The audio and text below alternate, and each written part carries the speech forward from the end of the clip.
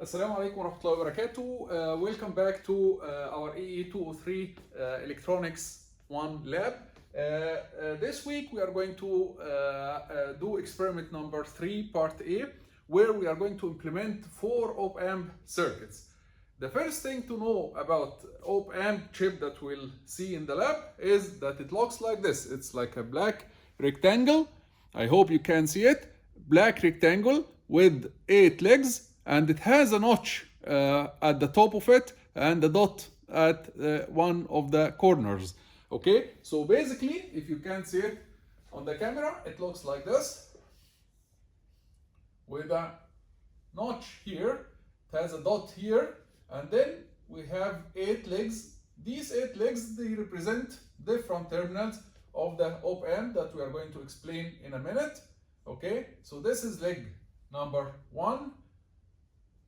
So the leg beside the dot here tells you where is leg number 1. So the leg beside the dot is leg number 1, and then you go leg number 2, 3, 4, 5, 6, 7, 8.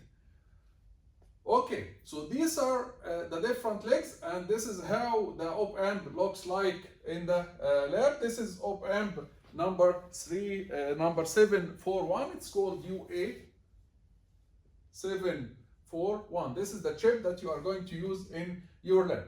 Okay, and again, this dot, it tells you where is leg number 1 and where you start counting the different legs. What are these different legs? We are used to use this symbol for the OPAMP. In our course, we are used to use this symbol for the OPAMP. We have 2 inputs, the inverting input, non-inverting input, the positive DC bias,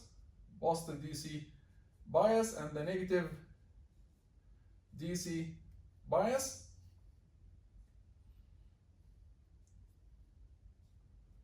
Okay, so these legs are the inverting input is leg number 2. So this leg represents the inverting input. If you want to connect any resistor or anything to the inverting input, you have to connect it to leg number 2 of the OPAMP, of the chip. Okay, leg number 3 represents the non-inverting input. So this is the non-inverting input, and this is the inverting input. So leg number 2 represents the inverting input, leg number 3 is the non-inverting input. Then leg number 4 represents the negative DC bias, and leg number 7 represents the positive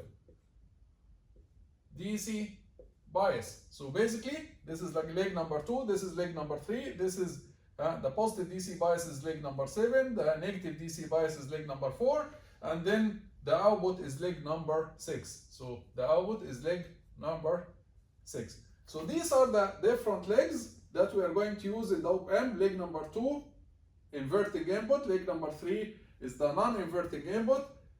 Leg number 4 is the negative DC. Leg number 7 is the positive DC. Leg number 6 is the output. What about the remaining 2 legs? The remaining 2 legs have no use in our course. They are unimportant for our course. They have some other uses, but this is outside the focus of our course. They call it the offset null. So this leg number 1, offset null, and leg number 5 is also offset null. For the purpose of our course, we are not going to connect these 2 legs to anything. So leg number 1 and leg number 5, they will not be connected to anything. Okay, so now let's start with the first circuit that we are going to implement today, inshallah. The first circuit is the unity gain buffer. Unity circuit number 1 is the unity gain buffer. In the unity gain buffer, we are going to implement a circuit that looks like this. This is our OPAMP.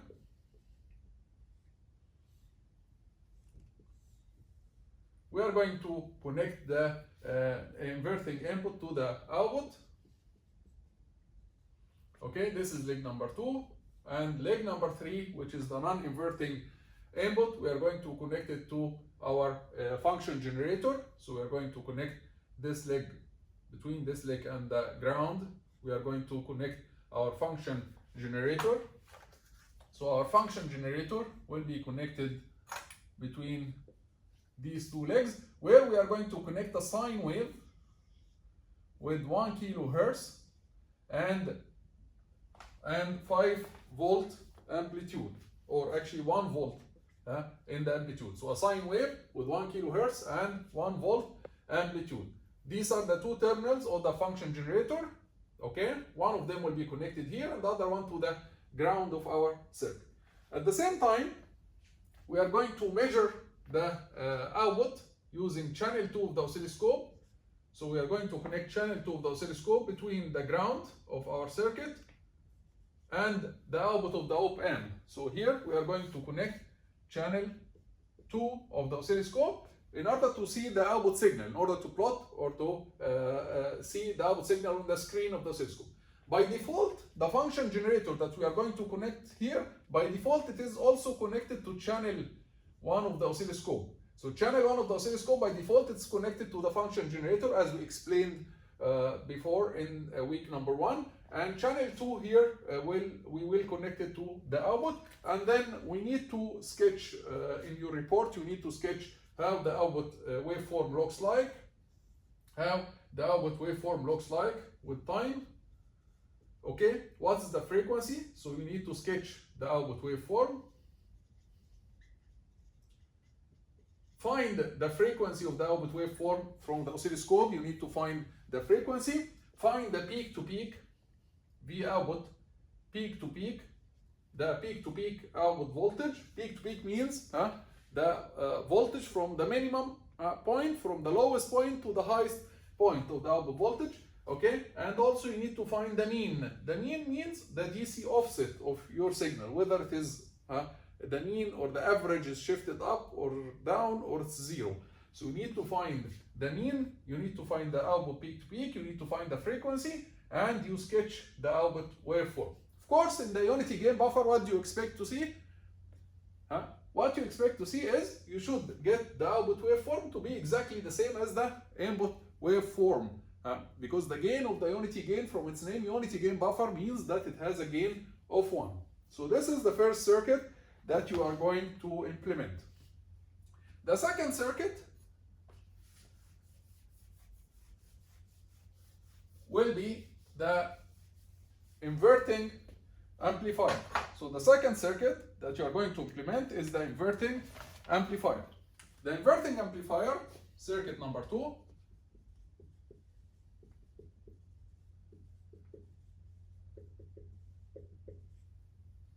the inverting amplifier, of course, in the unity gain buffer, you have to connect your DC bias of the OPAMP to 15 volt here and negative 15 volt here. Okay, so terminal number 7 should be connected to 15 volt and terminal number 4 should be connected to negative 15 volt. And the output is taken from terminal number 6. For the inverting amplifier, this is the connection that we are going to connect. This is terminal number 2, this is terminal number 3, and this is again the output terminal number 6. Okay, and terminal number 7 is going to be connected to plus 15 volt. This is the positive DC bias, and terminal number 4 is going to be connected to negative 15 volt.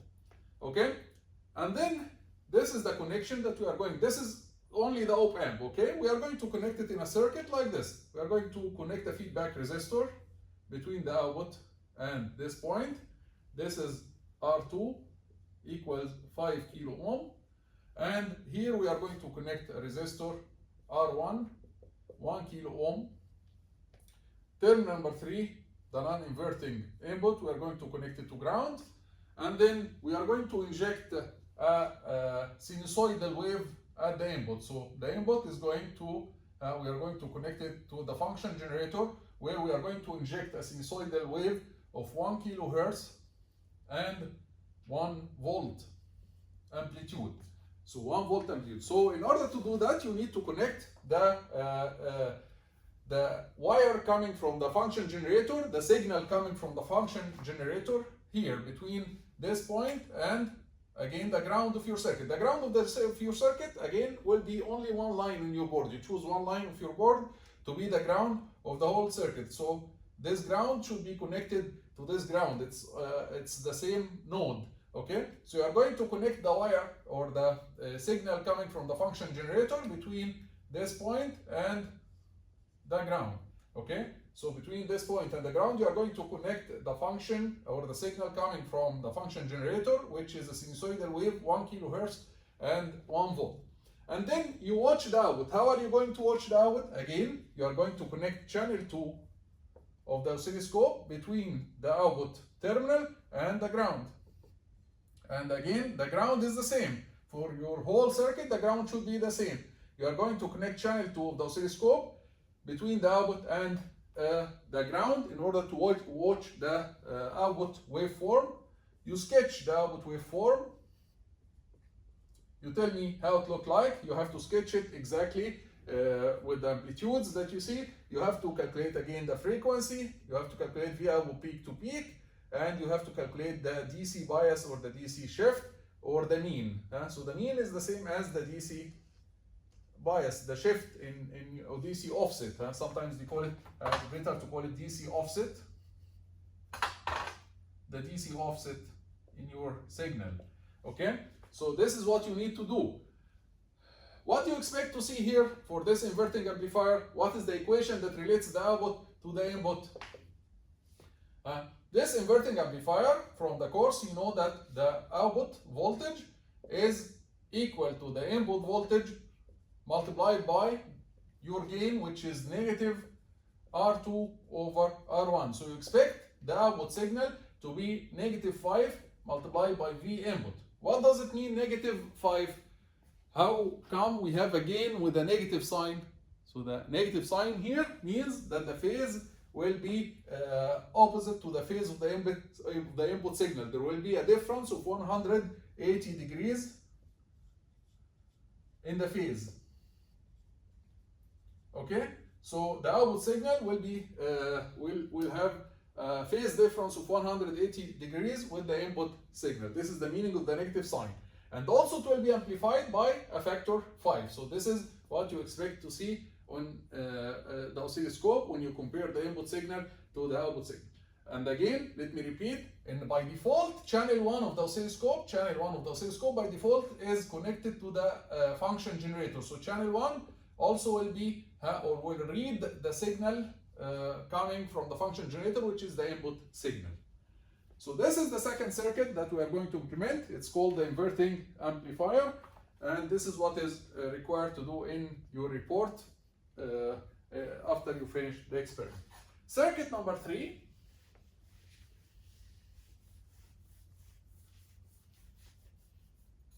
is called the summing amplifier. So circuit number 3 is the summing amplifier. Okay, and from its name, it is supposed to sum two signals, right? So we'll have two input signals and one output signal. Because we are going to sum, we are going to add two input signals together. That's why we call it summing amplifier. How does it look like? It looks like this. This is our OPAMP. Again, terminal number 2, terminal number 3, terminal number 6, the output. Okay, this is V output. You call it VO or V out, it doesn't matter, okay? And then we have terminal number 7 with the positive DC bias. We are going to connect it to 15 volt DC. This is terminal number 7. And terminal number 4, we connect it to negative 15 volt DC, okay? So terminal number 4 is connected to negative 15, terminal number 7 is positive 15 DC, okay? Now terminal number 3 will be connected to ground. And terminal number 2 will be connected to two signals. First, two resistors like this. R1 is 1 kilo ohm. R2 is 1 kilo ohm also. Okay? And then we are going to connect again, same node number 2, whether you connect it from here or from here, to a resistor called R3, 2 kilo ohm.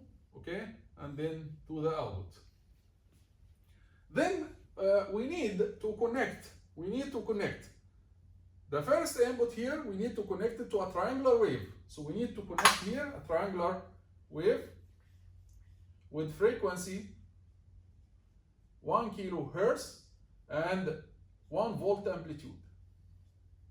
Okay? Amplitude is 1 volt. So we need to generate from the function generator, you need to generate a triangular wave with frequency 1 kilohertz and amplitude 1 volt. The second input, this is how we are going to call it V input 1. V input 2, we need to connect it to a square wave that goes between 0 to 5 volt, and again with frequency 1 kilohertz. The first question here, before we continue, how are we going to generate two signals? We know that the function generator can generate only one signal, okay? And this is what we learned in the first lab, the first week of the lab, when we talked about the lab equipment. We can generate only one signal. How are we going to generate the second signal? The function generator, you will find that yes, you can generate only one signal from the terminal called the output terminal of the function generator. You take the signal output from the function generator and you put it as an input to your circuit. But there is another terminal in the function generator called sync.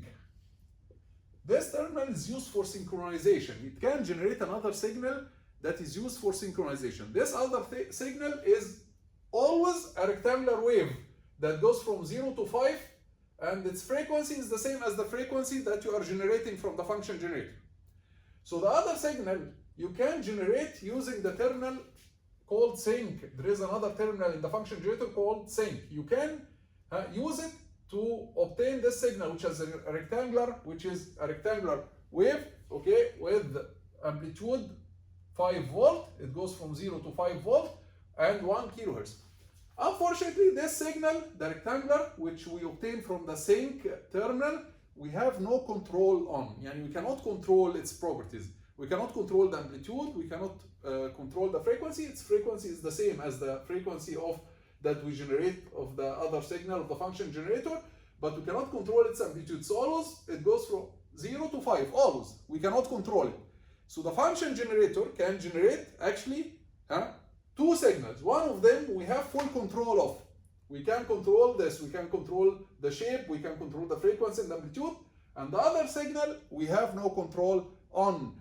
It's always rectangular wave, goes from 0 to 5 volt, and its frequency is the same as the frequency of the original waveform from the function generator. So please keep this in mind. So we are going to connect here the function generator, the regular output of the function generator. We are going to connect it between this terminal and the ground. Okay, this is the regular output of the function generator, and we are going to take the terminal called sync from the function generator. We connect it to this terminal, okay, and also the ground. Okay, so we have now two signals.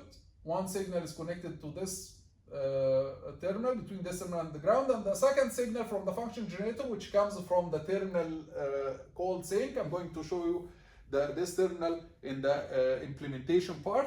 Okay, we are going to connect it between this point and the ground. Now we have two signals, triangular wave and rectangular wave. Okay, connected to this circuit.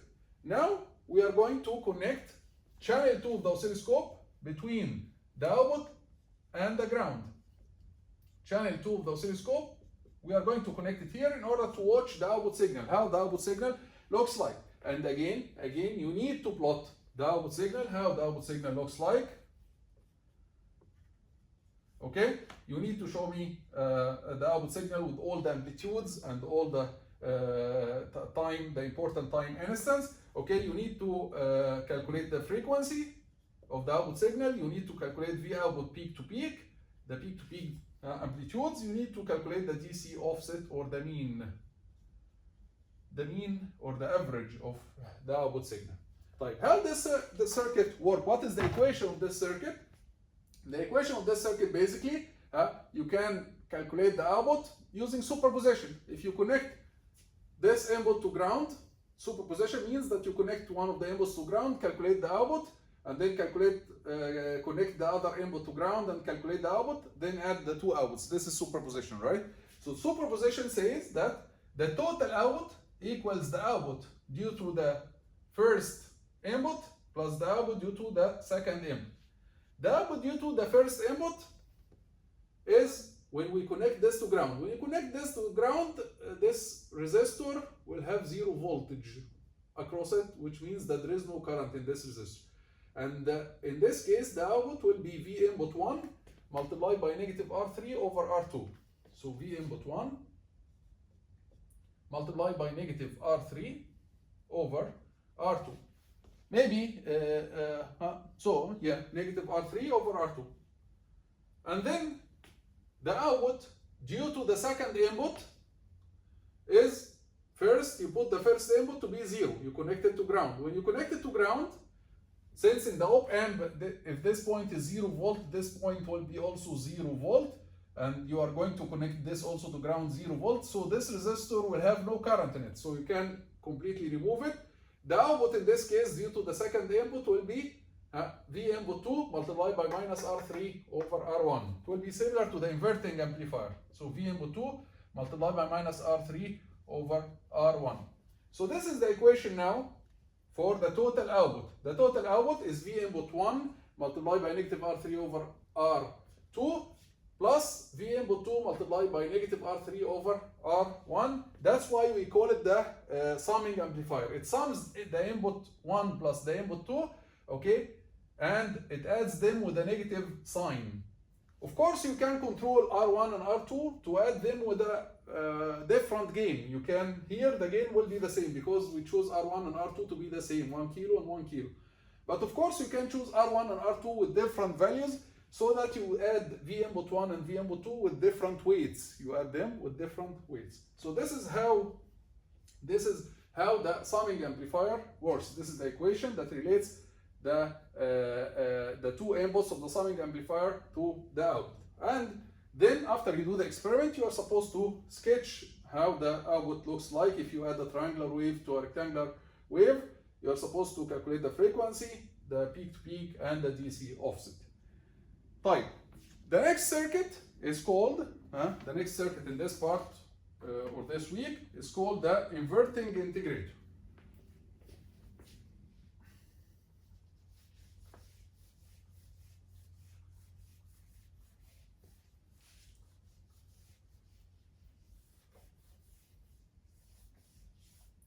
The inverting integrator, it looks like this.